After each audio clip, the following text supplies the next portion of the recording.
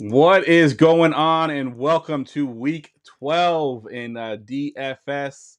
It is cheap quarterback week. It seems like every quarterback out there that we want to play tonight is cheap. Of course, we're going to give you our top plays, all of our values, and our stacks tonight, our locks of the week, and my favorite segment, the sick call of the week. Of course, we'll be doing that as well tonight. Stay tuned.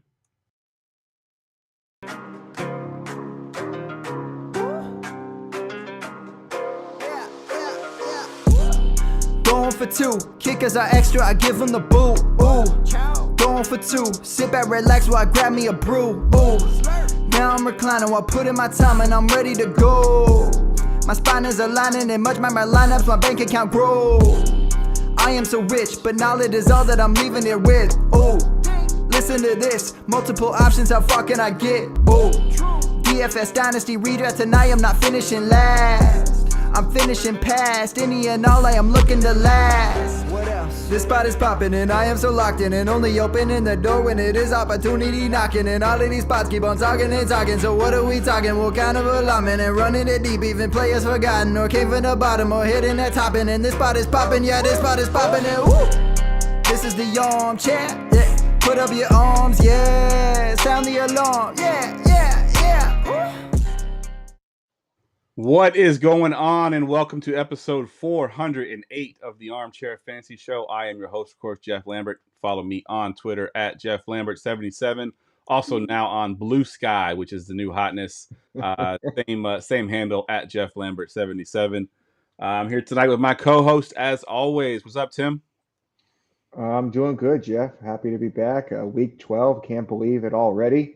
And we're just a week away from one of my favorite slates of the year, Thanksgiving. So my favorite time of year. Good stuff. And Gerson is here as well. What's up, G? What the hell is Blue Sky? Twitter off, but it's been Oh, blown. Lord. Everybody from Twitter's leaving and going to Blue Sky.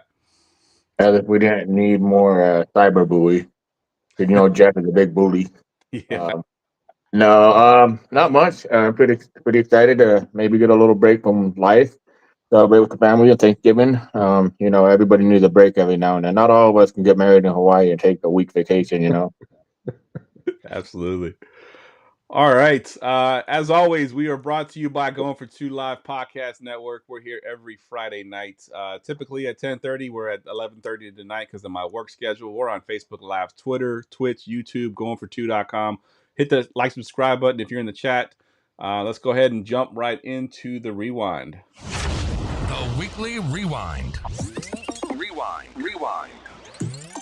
Before we get to y'all's good and bad, I do have. I'm gonna cheat tonight. I got two good and bads that I want to talk about. I'm gonna do mine first, and I'll let you two go, and then I'll do my other one. So the one bad that I have is we will not be having a Friday show next week. Unfortunately, we will not. It is Black Friday, so no Friday. But my one good is we will be having a Wednesday night show. We'll be covering the Thanksgiving slate. We'll also be covering the Sunday main slate as well. So that is my one good, one bad to open up. Let's go to you first, Tim. Give me your good and bad from last week. Yeah, the good for me was the Lions, man. Last week's show, I was all about the Lions. I said right at the top of the show, I liked home golf. Unfortunately, I just didn't have them in the right combinations. And one of the reasons for that was my one bad is I had a lot more Debo than I had Juwan Jennings last week. And that unfortunately tanked a lot of my best lineups. Yeah, Debo got me in my cash lineup too. I had a lot of Debo as well. He definitely did not do what I expected him to do for sure. Gerson, what about you? What was your one good, one bad from last week? Yeah, mine was my one good was Devon Achane. He was my lock of the week, and I kept saying his price is just too underpriced. When Tua, played with him, he was more like a top 5 running back. My one bad was just being all over that San Fran, what's it called, Seattle game. Was it Seattle? Yeah. Seattle game.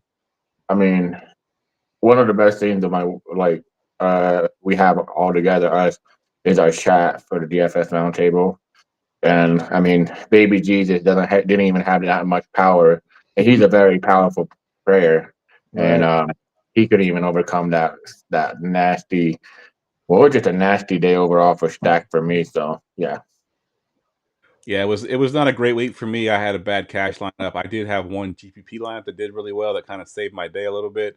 And that's where my one good came from. I had Jonnu Smith, I think was the tight end 2, I believe, on the day, had like 31 points.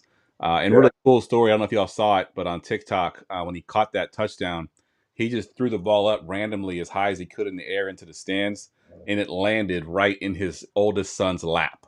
Like literally right in, Wow. he had no idea where he was in the stands, just threw it up. So he thought he told a story on TikTok that was pretty cool. I don't know what you're talking about, Geoff. The NFL is scripted. Then and then my one bad was DeAndre Hopkins. I had him as one of my top values, and just absolutely did not pan out for me at all. So yeah, that was a little tough for me. I would have had a much better day if D Hop had done some things for me. I like him this week. Preview the things to come. All right, let's get to the quarterbacks. Let's talk quarterbacks. All right, as I mentioned at the top, cheap quarterbacks is kind of the theme this week, and it's not really that we're looking to pay down because there is a couple guys we want to pay down for, but it's more about the top guy is only 7,000 on this slate, and it's not really expensive.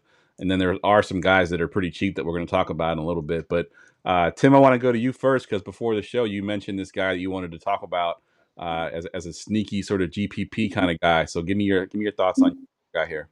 Yeah, I think, obviously a couple of pieces of big news came out today. One of them is your San Francisco 49ers will not have Brock Purdy. And the other news is that Isaiah Pacheco is out.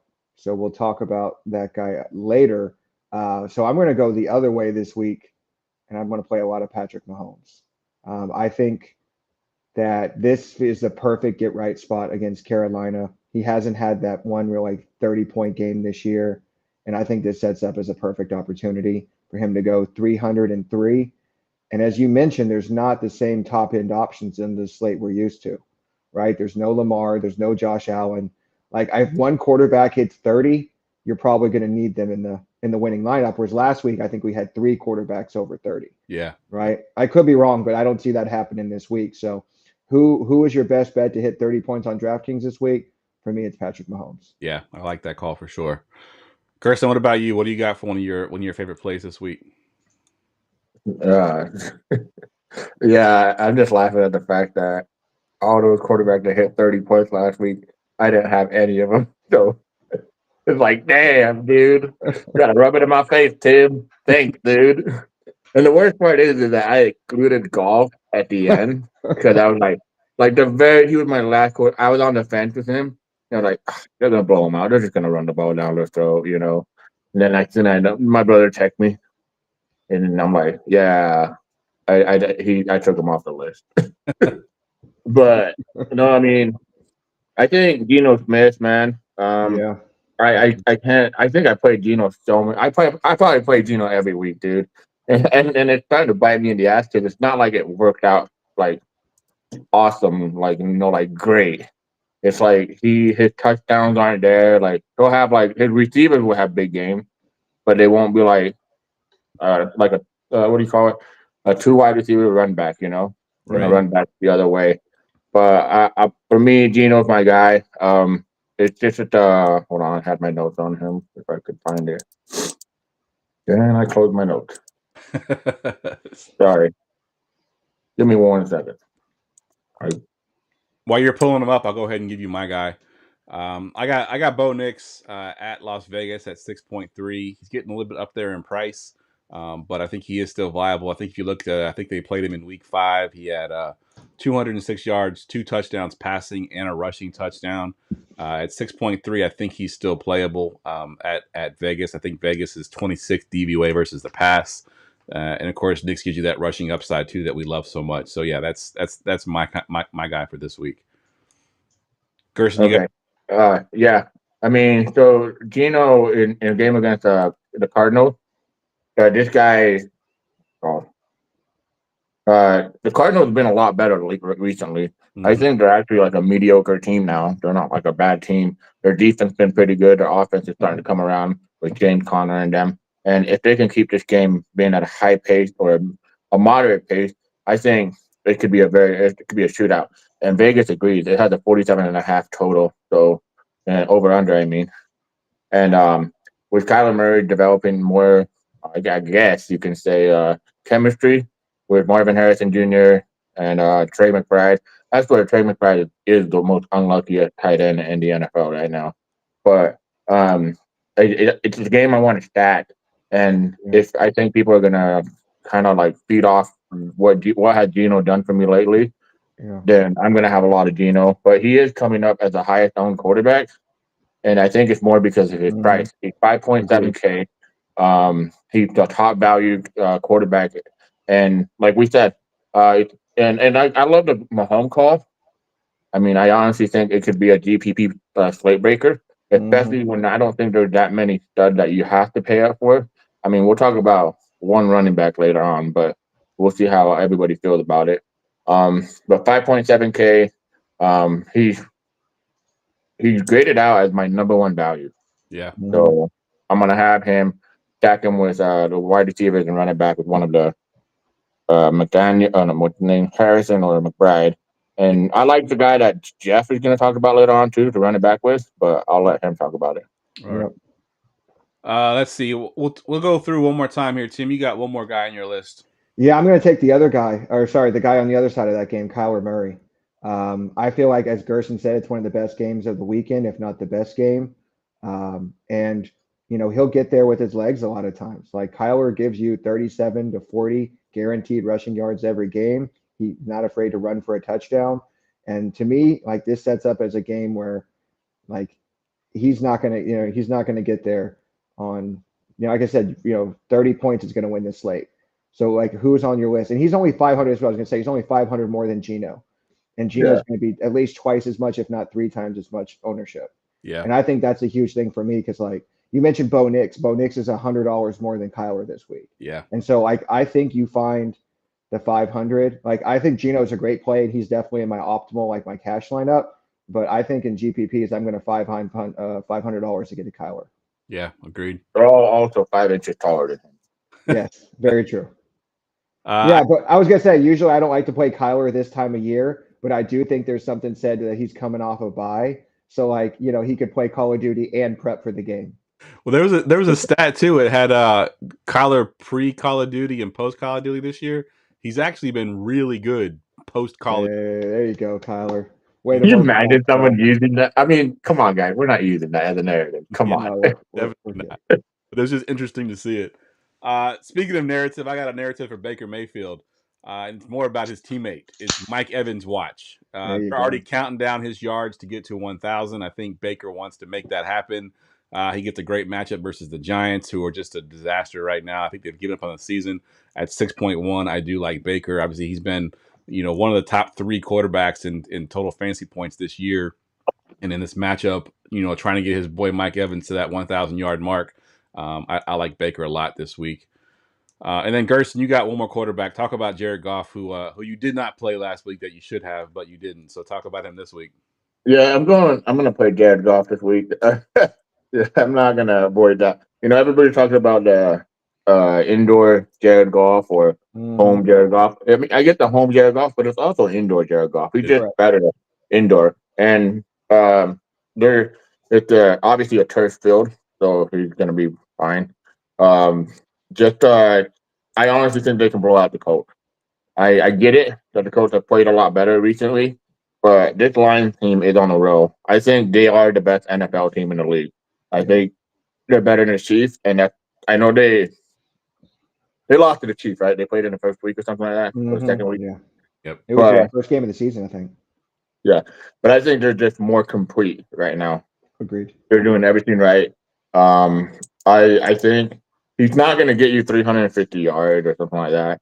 He'll probably get you like 280, 3 touchdowns, But right now they're playing at their best. And in this matchup against the Colts, I can't see the Colts slowing them down at all. And if Anthony Richardson can keep up pace, which I think it's kind of ugly if you look at it because it's Anthony Richardson, but he's not going to stop playing it down the field. Let's say he gets a touchdown or 2 just by mistake. The Lions, you can still pass on them. Yeah, they're not like the Eagles right now. The Eagles probably the most impressive turnaround for pass funnel defense. The Lions are still struggling at that. So give me Goff, and it's not like what do you call it? I think everybody's gonna chase it. That's cool, but I'm just playing it for the upside. This week is very, very, very limited for upside for quarterback. You have a lot of quarterbacks that are like iffy, shaky. Yeah. I'm like, do I want to play him? I rather play it safe because I know Goff is at least going to get me 18 to 15 points. Yeah. You know, so I'm going to have Goff, and then I love what's the quarterback? I mean, Gino and Kyler. Those guys still pretty safe, but I mean, Mahomes safe. But we're about to go into a wormhole of like, oh shit, are we really doing this? Yeah. Yeah, I will say on the show last week, the stat that I gave for the Lions is that their margin of victory going into last week was like 11.5 points. Yeah. And I said, they do not care. They will blow you out. That was why I was kind of on them last week. Yep. And it's the same thing this week. Like they could be up 42-14 and Jared Goff is still out there passing. So Yep. I was just I gonna love that call for sure. They're playing angry. They want to show the NFL like all these years of y'all beating up on us Correct. and play our starters. And their fan base absolutely loves it. So yeah, they're trying to get like offensive lineman touchdowns. It's kind of the ridiculous level. Absolutely. All right, before we jump down into the values, I did have Jaden Daniels versus Dallas at 7K. I don't love the play. He is the most expensive quarterback on the slate. But all I've heard all week on local radio, here in Washington, D.C. is, has he hitting the rookie wall, and has Cliff Kingsbury's coaching, hitting the wall, because he, if you look at his coaching career, he always has a bad second half of the season. So that's been the whole narrative. I think that they're really motivated to come out and show what they can do. And I think Daniels has a really good game. So he's one I wanted to mention. Let's move down into the values here, Tim. And there's, I don't know which one you want to talk about. I'm going to take the guy that Gerson crossed out, man. Okay. Going into today, I don't think there was a lot of value. And obviously a lot of value opened up today. I think kind of opened up the slate. But I was thinking I might play, and this is as crazy as it sounds, a little Tommy Cutlets, baby, a little Tommy DeVito, because there are a bunch of plays that I want to play this week. And I don't want to fall into the trap that I did last week of playing a Kayshon Boutte. Okay. So again, I don't know that there is a guaranteed 30-point quarterback performance on this slate. So just like last week, how do you win? You have all the guys that have 40. And this week, again, probably, I don't know that I'm doing it this week. Yeah. But I was going to say, if he gives me 18 and I'm able to fit in 3 guys above 8K, then that's the whole thing behind it, right? Like Danny Dimes has 1 GPP scoring 20-25 points. Like I think it can be done. Like I said, I don't think you need the value as much anymore, but yeah, I might throw in a Cutlets lineup or two just to stack him with Malik Neighbors, 3 8K guys, and see if that works. Yeah, go ahead, G. One thing I wanted to add before Gerson beats him down. In I think it's 6 games last year that he started and finished the game, he averaged over 14 points per game in those games, and 14 points at $4,000 is good enough value for me, as long as you can hit on the other players. So Gerson, peek behind the curtain. Gerson's got his name written down, highlighted in red, and then crossed out. So Gerson's going to talk you out of First off, hold on. Let's have a moment here. I don't know if you guys can hear this.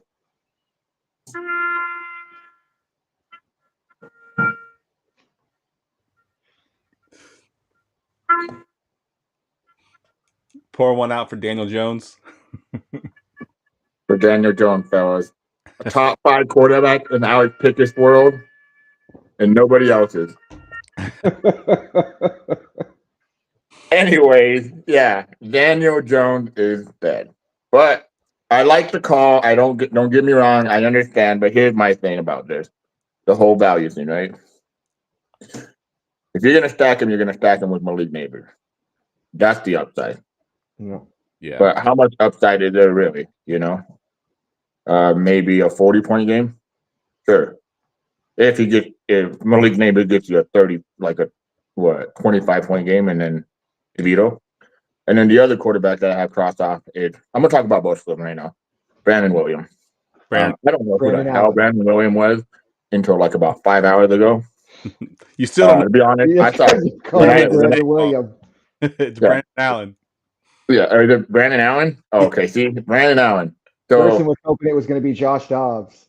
yeah, He was, I was Josh hoping Dobbs. it was gonna be Josh Dobb. I'm like, oh hell yeah, we're gonna get the freaking the guy that just shows up for work 3 hours before the game and just throws 3 touchdowns. You guys remember the Minnesota Viking day get Of the game? course. So yeah, I thought that's who we were gonna get, and then we didn't. And I was like, oh, well, I'm not interested then, because I honestly think Shanahan is just gonna game plan around CMC, Debo, and they're gonna just run the ball, make this game short and fast. The other thing is Nick Bosa's out, Mm-hmm. Yeah. so that defense could struggle. That I mean, let's be honest, a lot of people don't even know this. They're 5-5. Oh, I They're know. not that. I know you do.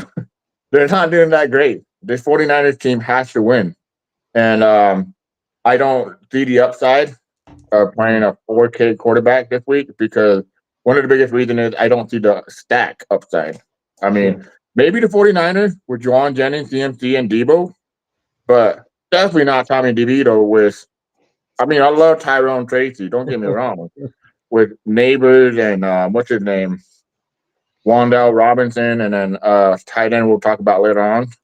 But it's just, to me, the 4K, am I really going to get that much of a different of a roster? Yes. But the thing is, there's probably only 2 players right now on this slate that have that, like, superstar label where we want to do studs and duds for, you know? Sure. But I'm just going to keep it more balanced. There is one value quarterback I want, and that's Anthony Richardson. Yep. Like I talked about early on, I think this game is going to go, they're going to score on them for sure. But shout out to myself. Yeah. Yeah. Sick call of the week. And I told Tim and Geoff, if he doesn't hit for 5X, I don't want him like stuck in, like, he was a sick call. Like he hit. Mm-hmm.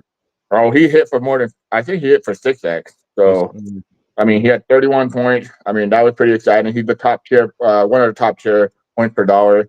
Ownership is kind of wild though. I thought Mm-hmm. he would be a lot way higher owned.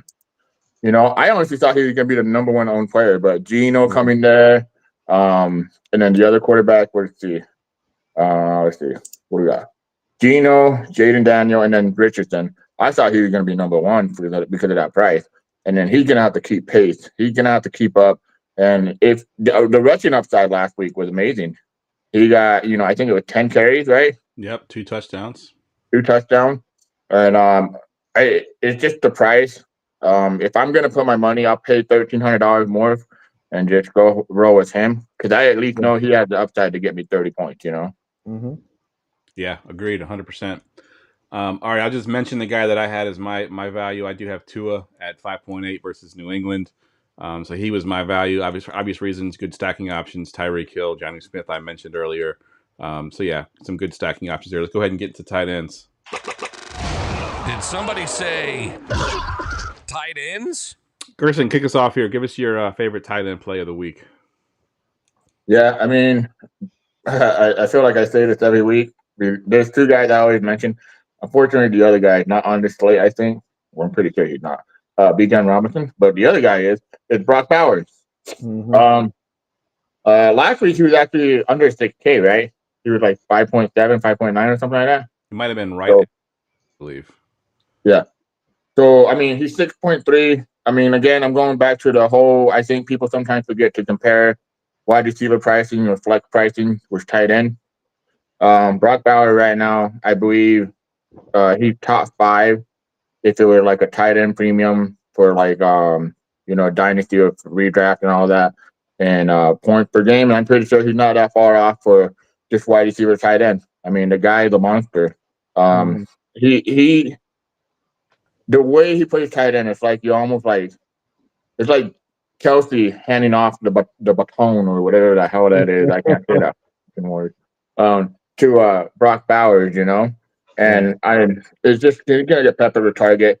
He already had a good game against the Broncos, I believe, in the season, so he should have another good one. He's the only guy that's gonna get him and Jacoby Myers, but and it doesn't matter what quarterback back there, because I'm telling you what, Antonio Pierce, you're garbage, by the way, because you don't even know what the hell you're doing. You'll start with Minshew and then you'll bench him, and it's like, okay, what are you doing here? Like, you might as well just keep him in, and then you bring in Desmond Ridder. But Brock Bowers, his price again, monster target, monster usage. I'm just gonna keep going back to him. But if you do go Tommy DeVito, or is it Brandon Williams or Brandon Allen? Brandon Allen. Oh, okay. Yeah, whatever Brandon it is. It could be Brandon Fraser. I don't care, but I'm not playing him. But yeah, you probably want to get a lot of Bauer exposure if you're going to go into cheap exposure on quarterback. Yeah, and you were right. He was just below 6K. He was 5.8. Had 16 targets last week. So, yeah, we love that from a tight end position for sure. Tim, what do you got for one of your favorite plays? Yeah, so the 5.8 tight end this week, I think, is going to go off is Travis Kelce. Unfortunately, the optimizers love him this week. He is coming in around 23%. I don't know if that holds through the weekend, but I did mention I love Patrick Mahomes this week. Clearly, I will be stacking him with Travis Kelce, but he's just too cheap, man. He was too cheap last week and had a bad week.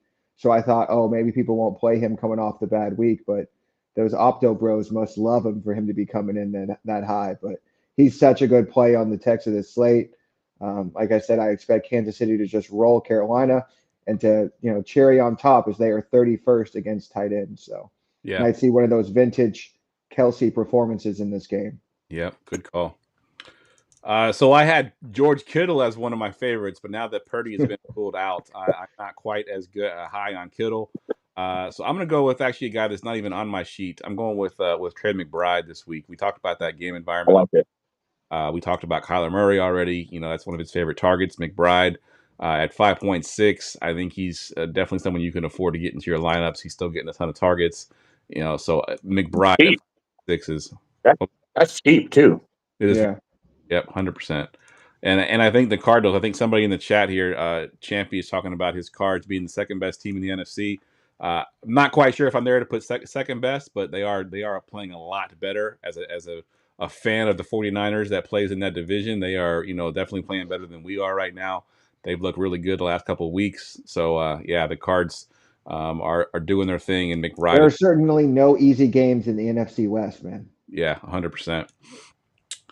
Let's see. I'm just going to mention the rest of them so we can get to some of these values, and then we got a ton of running backs and receivers to talk about. So at the top, we have Hawkinson at 4.2. I had K. Dotton, who was a popular play before the bye week, at 5.5 against the Giants. And Gerson had the same guy I had. He had Trey McBride as well. Let's go ahead and move down into the value tier here, Tim, and go ahead and kick us off with the values. Yeah, I guess I'll take the guy neither one of y'all do have, and that's Hunter Henry. The way optimals are looking this week, I'll probably end up playing Hunter Henry. He is really the only consistent target earner in that Patriots offense at this point. And the reason I really like him is he has 7 red zone targets over the last 3 weeks. That leads all tight ends. So he is clearly Drake May's favorite target around the end zone. For a 4K tight end, that's what we're looking for, right? Yep. 5 for 50 and a touchdown.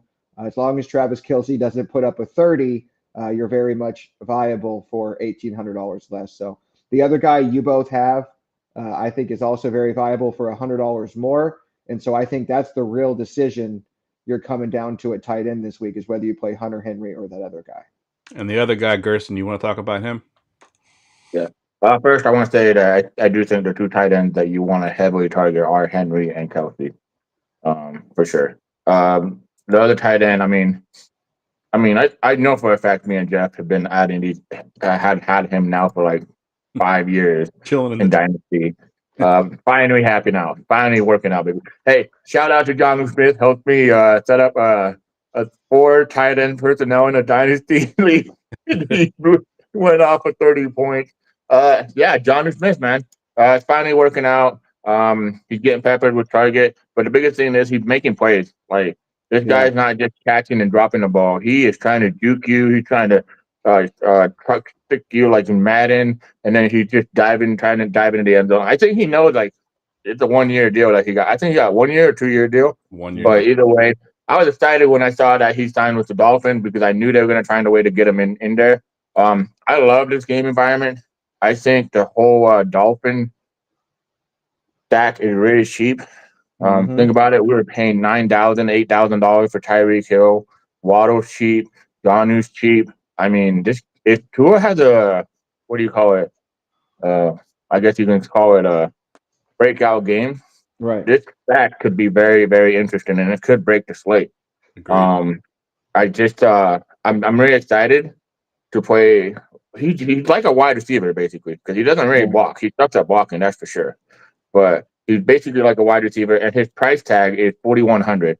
So you're getting a $1,800 discount from Kelsey, or Sure. $1,700, and then almost like 2,000. Oh, I can't do the math. I don't really want to do it either. But the price differential. But I think it's between him and Henry. I believe Henry's higher owned though. So you want to go lower owned, it's definitely going to be Johnny. Yep. Yep. And that other cheap tight end that Tim was talking about is Schoonmaker for the Dallas Cowboys in a 2.5. Former sit call. Former sick call, absolutely. And Ferguson is obviously ruled out. I don't know what this offense is going to look like. I mean, it was pretty terrible last week. I don't know if I can really go down that low, but if you want to pay down to 2.5 with Schoonmaker, he is definitely viable. And then I want to just mention that Gerson also has Zach Ertz in that same game at 3.8, who looked really good in the last game. Now, granted, most of his points came on that last drive when they were basically trying to get him the ball because he was playing his old team and they wanted to get him a touchdown. They did. Most of his points came on that last drive, but he has been heavily involved all season long. So 3.8 for Zach Ertz is also a good play. Yeah, all I was going to say is that I think playing Schoonmaker is a lot more viable now to be able to pay up for those top end guys than playing Tommy Cutlets. That's one of the value pieces I mentioned. Yeah, You can make some really good lineups if you play him at tight end, right? He could give you a 4, right? Or Davis Allen give you the goose. But that's what you do for 2,500. Yep, 100%. All right, let's get to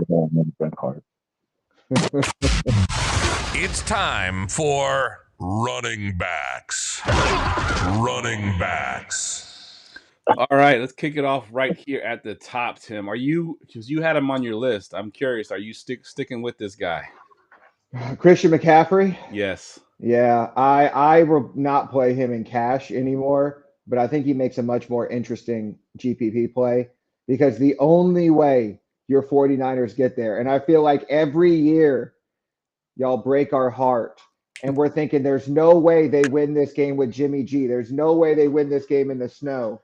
There's no way they win this game with Brandon Williams, according to Gerson. Okay, and if they do it, it's because of CMC. Brendan Fraser, right? Exactly right. But yeah, I mean, look, he's 8,500. Okay, in my opinion, it's still too cheap. But with Brandon Allen, it's probably still too expensive, and that's why people are going to get off of him. But he's got that 40-point upside, right? I think the way you beat the Packers is with a pass catching running back. So yeah, I'm not going to play him in cash, but yes, I will absolutely still have tournament exposure because I don't know what his final percentage will be. I don't think some sites have adjusted from today, but it won't be nearly as high as it was. Yeah. Agreed. Gerson, what about you? First, I want to know, are you playing McCaffrey? And then obviously talk about one of your favorite plays as well. Yeah, he's going to be my highest owned running back, but it's because it's a GPP play. I don't play cash games, though. Right. But he is going to be my highest owned running back right now. When I run my projections and everything, my roster at my 150, he's in 35% of my roster. For sure. But again, like I said, quarterback, Geno is pretty cheap. I mean, my top 3 guys right now are Geno, McCaffrey, and Kelsey. So sure. I just think that price. I'm not trying to say it was soft, but it was easier than last week. Mm-hmm. I mean, last week you were trying to get, Davis Allen or Keyshawn Butte. I can't tell you, I went heavy on that. So I think that's why I lost my ass, Agreed. But I do have to say that the Schoonmaker call, I think, is a way better call than the Davis Allen because, Agreed. well, Cooper Rush sucks and he just peppers it. Oh, he's open. Boom. I'll force it. Boom. Correct. Matthew Stafford is not, I'm going to force it. I have better wide receivers around me. I'm going to force it to them, Exactly. But Yeah, the Christian McCaffrey, probably my favorite running back. But I think I want to talk about one guy that it just I keep looking at him over and over and over and over, and it's Devon Achane again. Yep. I'm going back to Bijan's him. He not only on the went. slate. Go to the next guy. Yeah, Is he not? No, and I mean it was a joke. Like yeah, he's not on. you always talk about the same two guys, and Bijan's Oh not on the slate. yeah, Achane. Bijan Achane. Yeah, I mean, 19.6 expected fantasy points per game, 23.7 fantasy points per game in games when Tua is healthy. I mean, that's a top 5 running back right there. And to be honest, Waddle hasn't done much. Tyreek Hill been mediocre. I'm going back to this game. I know I think people see New England and they think slow pace, ugly offense, but Drake May have actually made that offense more confident. Very very efficient. They move the ball okay, so I think if they can move the ball okay, I'm looking for running back one usage. He's gonna get it. Right now, he ranks 5th among 39 qualifying running back in yards per carry at 5.3, and he has the 8th most missed tackles per attempt at 0.24. I mean, it's kind of crazy to hear that too because he's so tiny. He's not like a bruiser or anything.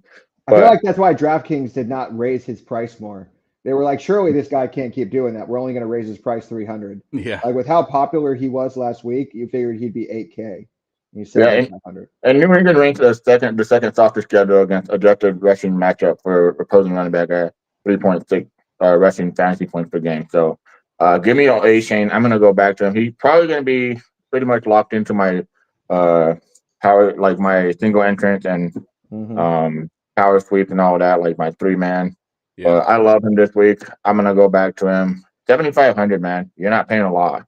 yeah, exactly. And I got to talking to somebody last week, and they're like, "Yeah, I don't want to play Achane because I want to chase volume." And I mean, he's had 14 or 14 with 17 opportunities. I mean, you can't get much more volume than that in today's NFL. So with a guy explosive like that, you give me. I mean, what he had 21 opportunities last week. So yeah, I love The Achane. same people who didn't want to play Kamara back in the day, Yep, right? exactly, I 100%.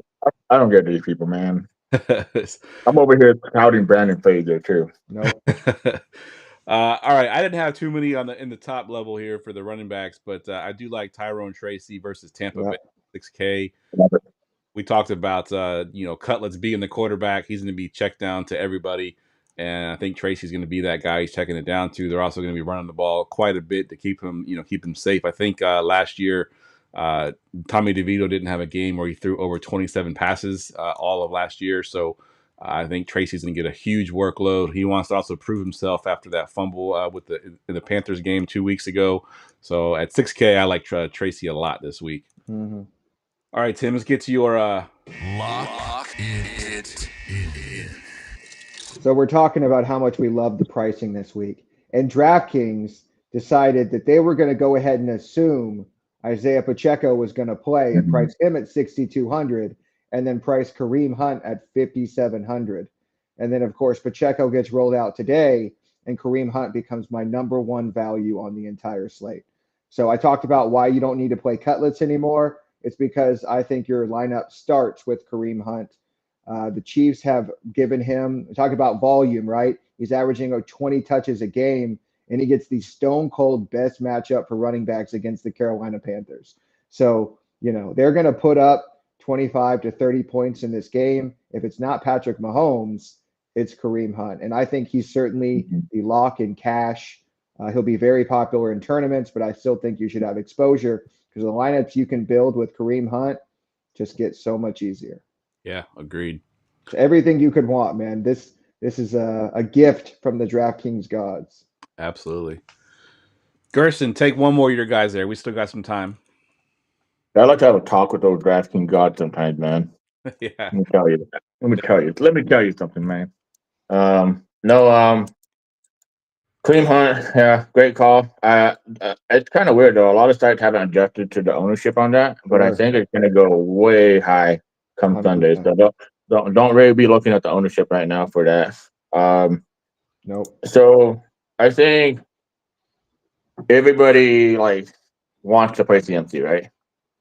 I actually want to pivot CMC and I might change it my exposure because McCaffrey was number one today. But Correct. after Brandon Frazier news, I think I want to switch it the other way around, man. I'm gonna go Joe Mixon. Okay.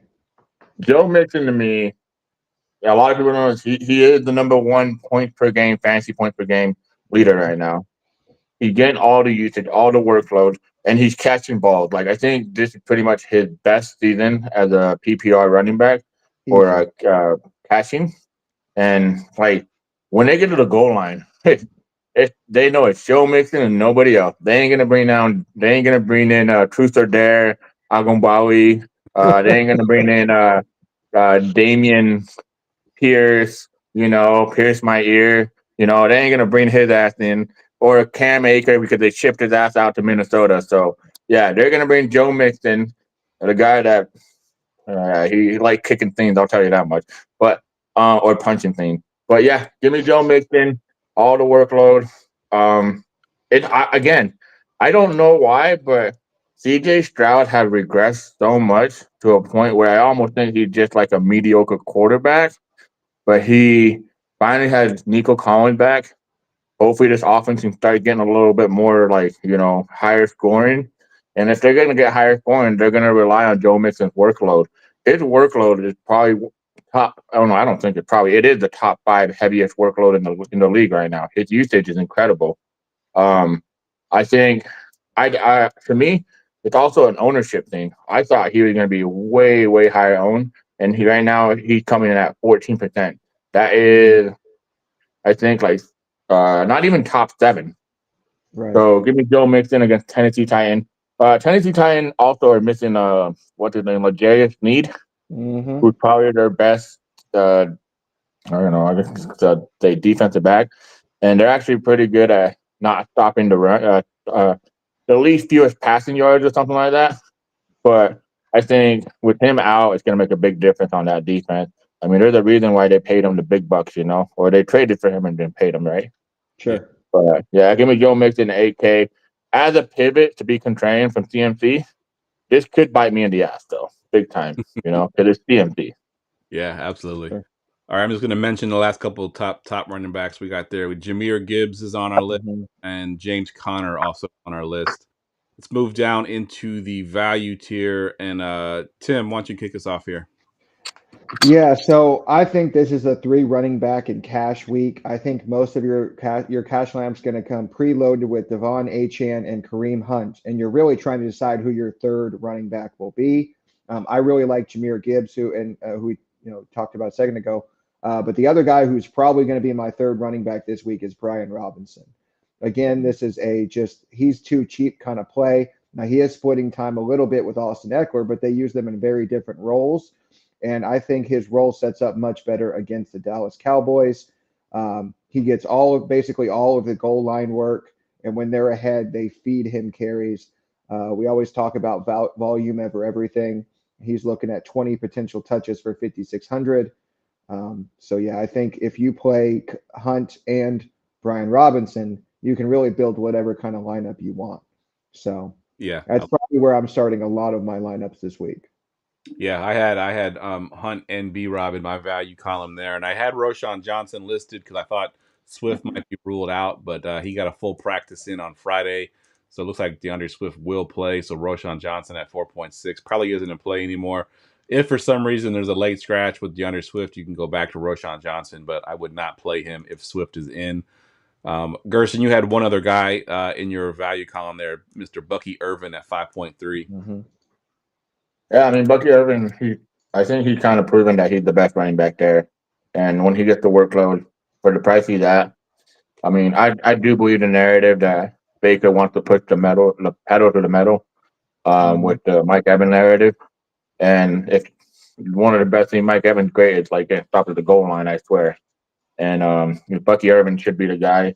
I know they played a hot hand approach, but really, if you go look at the usage and everything, Bucky Irvin's been getting the most consistent hot hand approach, like the best, most valuable carry.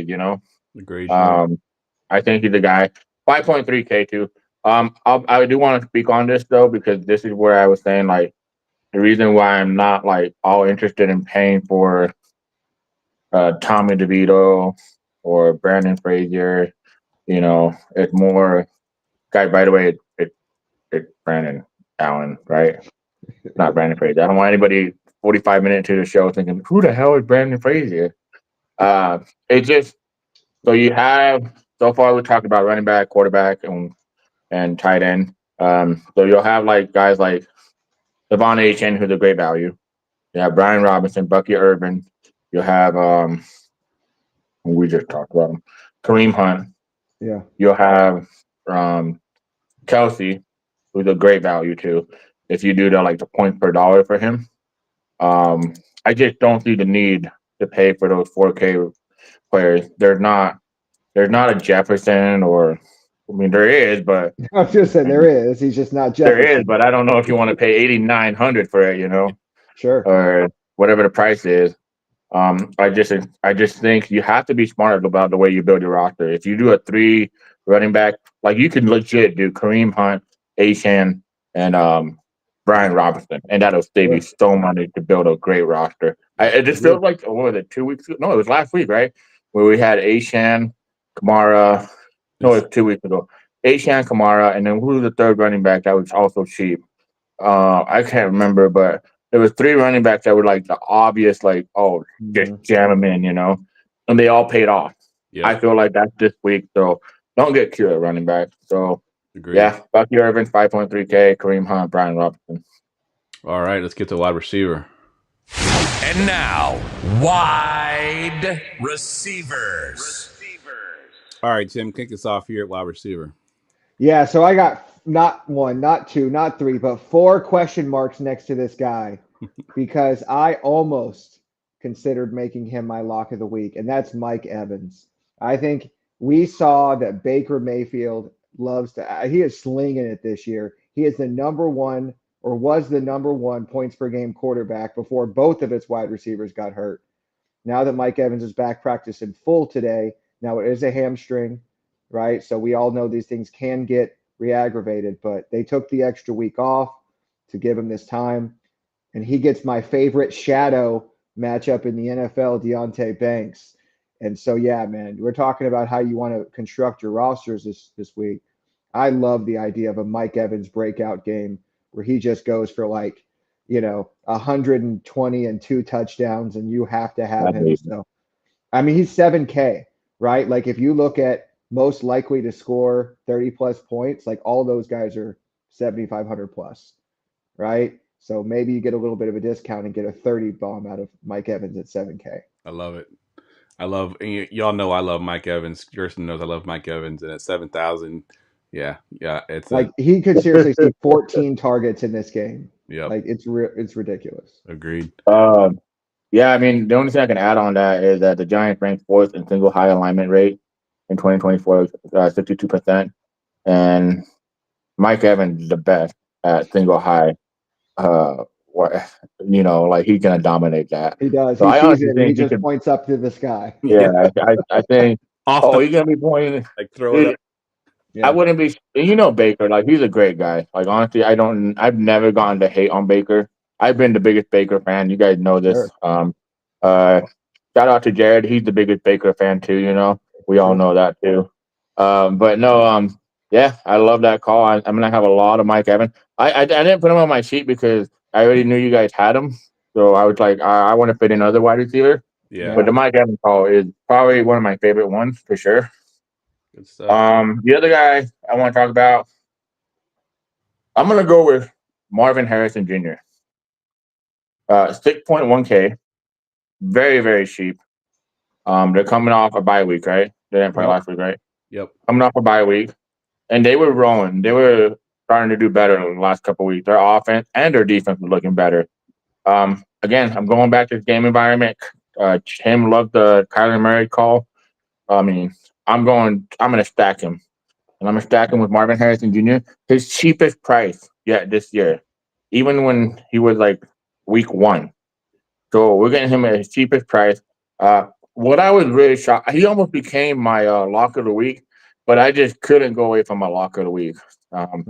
But Marvin Harrison Jr. is like not even like top 5 at ownership, I believe. Let me double check it though. Let me refresh it. Nope, not even top 5. I think not even top 10. You have to scroll all the way down. Actually, I have to type in his name to find him. That's how he is 4% owned. Man. Yeah, that's good. At 6.1K versus Seattle. Yeah. I don't know what's going on. I don't get it. It doesn't make any sense to me. I don't think Seattle's defense is going to be able to stop him. They haven't faced him yet. So I love the matchup. I believe they had an injury last week. I don't know if he's still injured, the cornerback. I forgot his name. But if Harrison is 6.1K, I'm going to have a lot of exposure to him, and he's that lowly owned. I think I can get contrarian with him. And if he had that, what did he have? There was a week where he had like 130 yards and 2 touchdowns, right? But if he had a big, we've seen his breakout game. So give me Marvin Harrison Jr. at 6.1K. He's so underpriced, and hopefully it works out. I think he's my favorite underpriced player of this week for wide receiver. Good stuff. Let's go ahead and hit the lock. Lock it in. All right, I'll go first here. We got 2 locks of the week at wide receiver, and this one I can't explain. So last week we talked a little bit about this guy, and he was the same price. Him and DK Metcalf were both, I believe, 6,500 last week. DK Metcalf has an okay game. JSN has 10 catches for 110 yards, and somehow they priced him down. He is now cheaper than DK Metcalf, who had the worst game out of the two. And now JSN has now got 2 back-to-back games with 11 targets in one and 13 targets in the one before that. You know, JSN is looking like the top receiver in this offense. Why he got down $200, I can't explain it. This game, we've talked about it upside down and left and right. But JSN is the one that I will be definitely putting into my lineups over DK Metcalf. He has become the number 1 target in this offense. So at that cheap 6.3 price, I was playing him last week at 6.5. I'm definitely playing him at 6.3 versus Arizona. So yeah, JSN is my lock of the week. And Gerson. Oh, real quick, the only thing I will add to that is that Arizona has been a little bit of a slot funnel, and that's obviously where he runs most of his routes. So it's also a great matchup. He's $100 more than he was after he dropped to 40. Yeah. Ridiculous. Sorry about that. I hit the drop right over top of you, but we caught most of what you said. Let me hit the drop again because Gerson's very diva with his drops. Lock it in. All right, Gerson. Give us your lock of the week, and then I'm going to debut a new drop when you mention your guy here. All right, man. If he would have gotten that touchdown last week, the one that they got called back, Yep. I guarantee you he would have been one of the highest owned wide receivers. Everybody would have said he's bad. We're talking about Nico Collins balling. Yeah, that's what we're talking about. You know it's outside. It's like showbiz. Debuting the Nico Ballin drop. That's going to be our new Ballin drop. Yeah, Nico Collins was going to be my lock of the week as well. And like Gerson said, he didn't catch that touchdown, which hurt his numbers. He also only played half of the snaps last week. He's going to be playing a full complement of snaps this week. So any other stats you got on Nico Collins this week? No, I mean, like I just mentioned, L'Jarius Sneed is out. I think that's going to be huge. I think he's going to be able to take advantage of the matchup. He is coming a little bit higher owned than I thought, 16%. But he's going to be more of a one-off. I don't really want to stack him with Stroud. I kind of just said that, I expect this to be a Joe Mixon game. I think him and Joe Mixon are great targets, as one-off. But even Nico Collins, I mean, he's going to be balling. And when he scores the touchdown, we're going to take out our phone and put that song on. We're going to be like, balling. I love the drop, Geoff. Yeah, and Nico Collins has the second best matchup on the week. They list Jarvis Brownlee Jr. as his main matchup. So yeah, Nico Collins has got a great matchup this week for sure. Let's see, Tim, we got the time for a couple more receivers here. Give us one of your guys.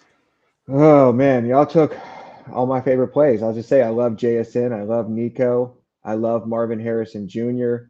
I'm going to go Josh Downs. I think probably not only does he have an amazing matchup against Detroit, which has definitely been a slot funnel. Yeah, number 1. Is he the number 1 matchup? Number one That's what I love to hear. Not only is it a great schematic matchup, but I think we finally saw Anthony Richardson get him involved last week. Like we always talk about first reads, right? He was the first read on multiple targets, including the end zone target. That's what we're looking for, right? He's 6,200 at this point, so he's priced up a little bit, but he is by far the best option in this Indianapolis Colts offense. And if you are going to do a Detroit stack, he is also, in my mind, the clear run back option. Yeah, I love it. I love down. I'm so happy that you told me he was the number one matchup of the week too, because it all sets up real well for him this week, and I think he'll go under owned overall. Agreed. Yeah, projections don't really love him, so I love it. All right, I'll mention a couple of other receivers that we have in the top. I've got Cortland Sutton, who's been really good at 5.8. We got Tyreek Hill at 7.2. Terry McLaurin at 6.8. If you're going to be playing Jaden Daniels, that's who you're playing in that lineup. We also have Calvin Ridley, who's been good with 5.7. Amon-Ra St. Brown at 8.3. It's a receivers kind of week. And then we also got Malik Neighbors at 7.4. Let's move down into the value tier, which there's not quite as many values at the receiver position this week, as has been in the past. So, Tim, why don't you take one of those value guys there?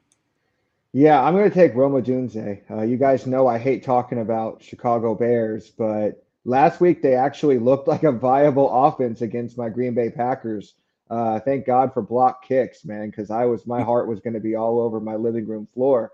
But the interesting thing to me was that Roma Dunze was the number one option for Caleb Williams last week. 10 targets at only 4,800.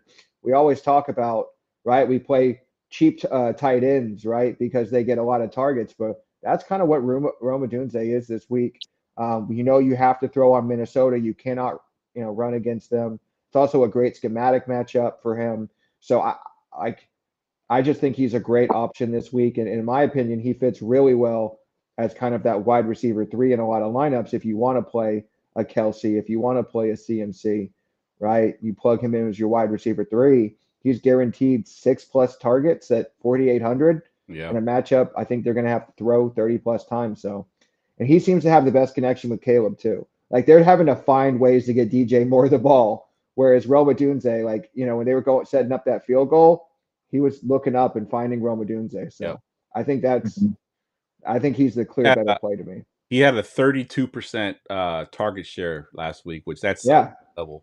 So you unheard of at 4,800. So I think I'm not saying he's a core play for me, but I'm going to have a lot of exposure. Agreed.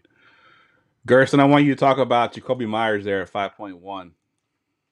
Yeah, I mean, it's just about target. Him and Brock Bowers are the only one getting target. They are the only one actually playing football on that team right now on offense. They'll probably mention Amir Abdullah or something like that, but one day it'll be Amir Abdullah, one day it'll be Alexander Madison, another day will be what's his name? Bo Jackson, it could be someone else, you don't know who it could be. But yeah, I mean, to me, it's just the pricing hasn't changed. It's been like 3 weeks in a row. Sure. And I'm going to play him at that price, medium range price. He's going to be one of those one-off wide receivers that I want to play. He won't get shadowed by Patrick Surtain. He didn't in the last game. And in the last game, he had 13 points against them. Yeah. I mean, that's almost 3 times value. And in the last game, they actually had Devontae Adams. So no Devontae Adams. I can't imagine what he's going to do. But that does give a point, though. Is Surtain going to shadow him? I don't think so, though. No. I think Surtain would just cover the left side of the field.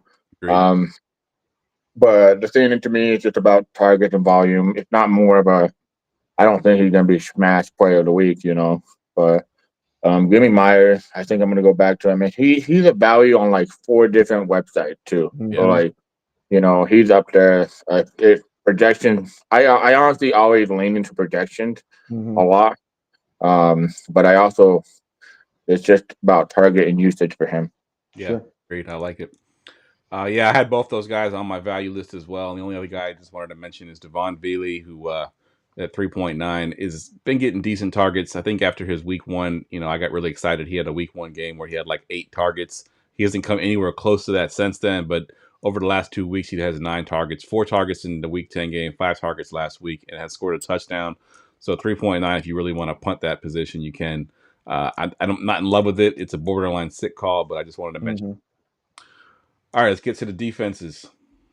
Defense, defense, defense, defense. All right, Tim, kick us off here.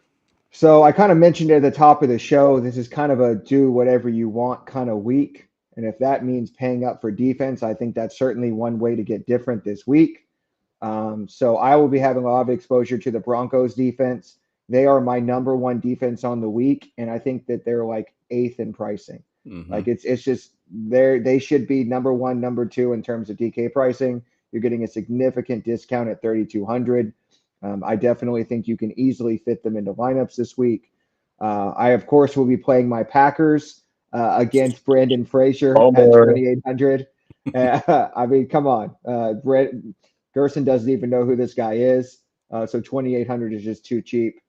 Those will probably be my primary two defenses, and I'll let you guys talk about the rest. Agreed. Gerson, you got a different defense you want to talk about? My cheap defense is definitely gonna be the Chicago Bears. 2.5K. Their price is just very underpriced. I think the Bears are one of those defense that like they could legit just get you an average game, or they can get you a big ass game. You know. Sure. Darnold, we've seen he kind of regressed back to his original Darnold. I mean, he had a decent, okay, average game last time, but I still think that we're gonna get a pumpkin game out of him. Sure. They are at home, right? So at home versus Darnold, I expect this game, and it's cold. We're getting into the cold season, so I bet you that game's gonna be. I don't know the weather, but I'm pretty sure it's gonna be a cold weather game. Not gonna be warm. And right now they're the highest owned defense by a mile. Yeah. By a mile, 2.5K. Good call. I'm going back to the Dolphins this week. I played the Dolphins last week. They get New England this week. They only raised their price 3.1. They've had 7 sacks over the last 2 weeks. Also caused 2 interceptions and a forced fumble over the last 2 weeks. So at 3.1, I don't think that they're too expensive if you wanted to pivot off some of the more chalkier defenses. I do like the Dolphins this week. Gerson also had, let's see, if you want to pay all the way up for the Texans. I mentioned the Bucks because of, they got Tommy Cutlets back there at 3.3. They're definitely a viable defense as well. Go ahead and get to our stacks. GoingFor2.com's weekly stack report. So I think all of us have changed our stacks at least once or twice since we first wrote them on the sheet. We got a bunch of different options here. Tim, we'll go ahead and go to you first. Here, give me your stack of the week. Yeah, so Gerson, you'll be proud. I did not pick Tommy Cutlets. It was a close call, but I'm instead going to pay up 2,100 for Baker Mayfield, right?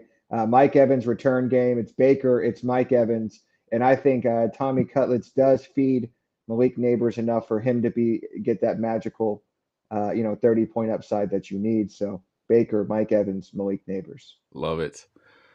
Gerson. I think you could also play Tyron Tracy there, by the way. Yes, you could put, I like Tracy there as well. Gerson, yours has been pretty much easy to figure out because I think you've mentioned at least all these guys on the sheet tonight, but go ahead and talk about your stack. So early on when Jeff said before G killed Tommy DeVito, whatever the hell his name is, well, I'm going to tell you the biggest reason why I think this could go wrong. And I know we're going back to the quarterback section, but I honestly believe if Tommy DeVito has a bad first half, they'll just throw in Drew Lock. Sure. Yeah, it's definitely that's what I think could happen. But no, give me Geno, JSN, DK, and Marvin Harrison Jr. Marvin Harrison Jr. is cheap, 6.1K, and we have some value at running backs, and then you have that cheap defense and Schoonmaker. You can make it work, dude. So sure. I just kind of gave you my roster, so just figure it out. Enjoy. I love it. So I also had a stack similar to Gerson's, but I switched it up before the show, and I'm going with Bo Nix, Cortland Sutton, who's been his go-to guy, and bringing it back with Mike just talked about, who did some good things against the Broncos, a few weeks ago. So I kind of I think you could certainly go Bowers there too. Absolutely, you could put Bowers in there. I think with the Broncos side, it's Nick Sutton. That's pretty much the only thing I have in there. There's only one guy you really need to want to add in there. So yeah. That is my stack of the week. And now for my new favorite segment, the sick call of the week. And now, the sick call of the week. I am finally off the snide. I hit last week. I hit big with Nick Westbrook-Akini, and I did have him in a lineup. I always play my sick call, and I had him in my GPP lineup with a Dolphin stack that had Jonnu Smith, Tyreek Hill, and Tua.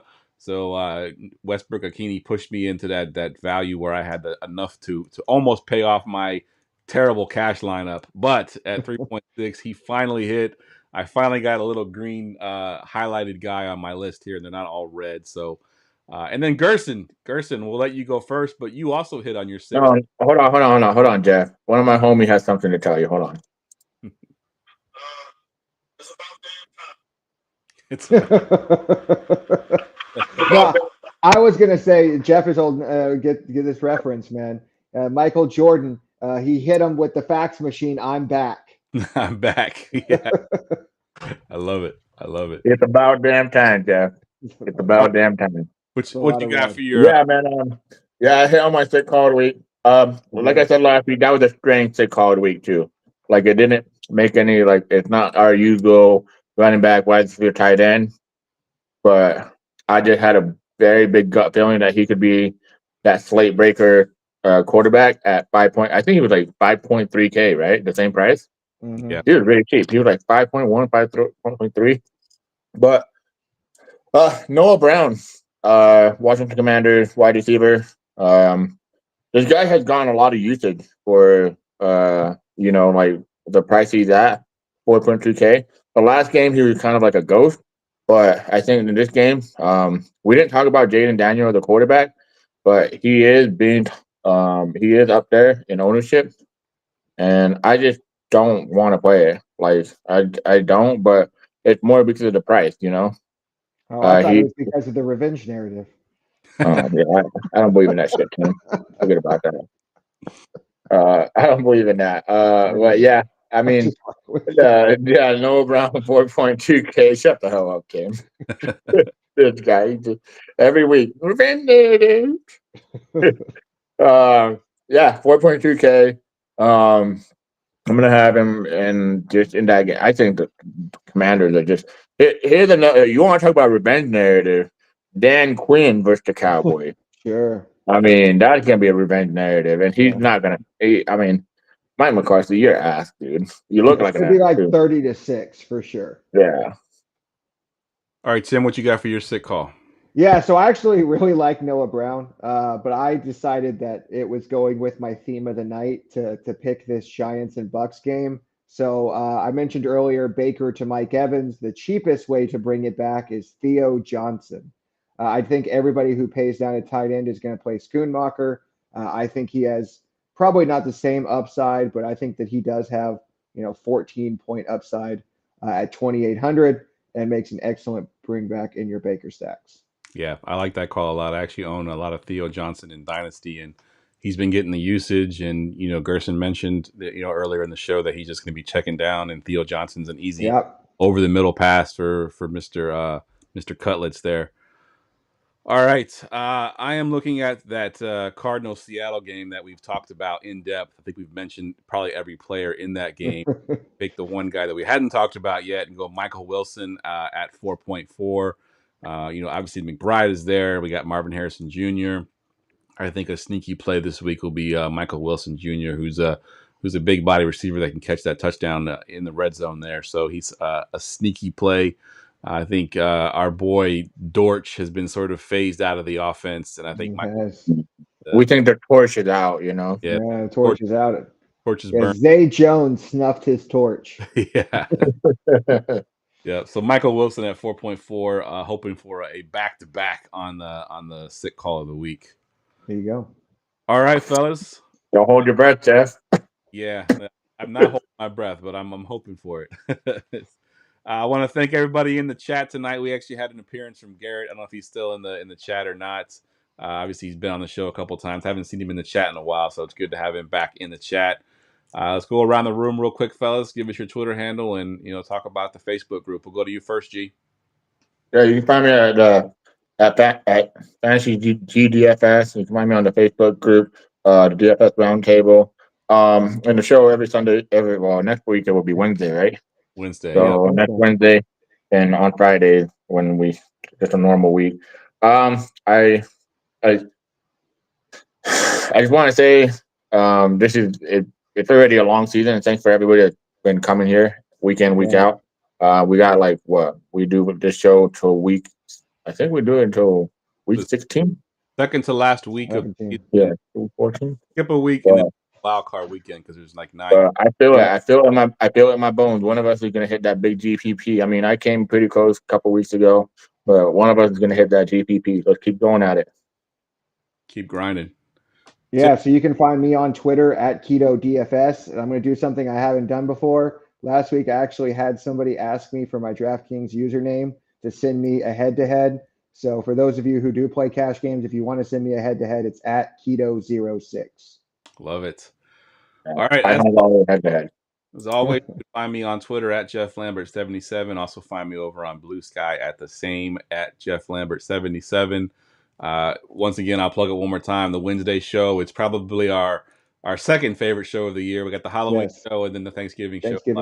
So tune in for that. We'll break down the Thanksgiving slate and as well as the. And I get to talk about Tommy Cutlets again. Yes, we could. Maybe he'll be playing the Cowboys. Maybe we'll get Daniel Jones Cowboys Giants matchup. That'll be kind of interesting too. I've heard that rumor going around that he might sign with the Cowboys.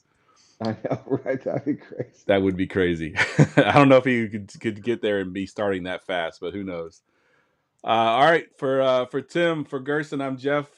Good luck this weekend, and we'll see you next Wednesday. Go Pack, go!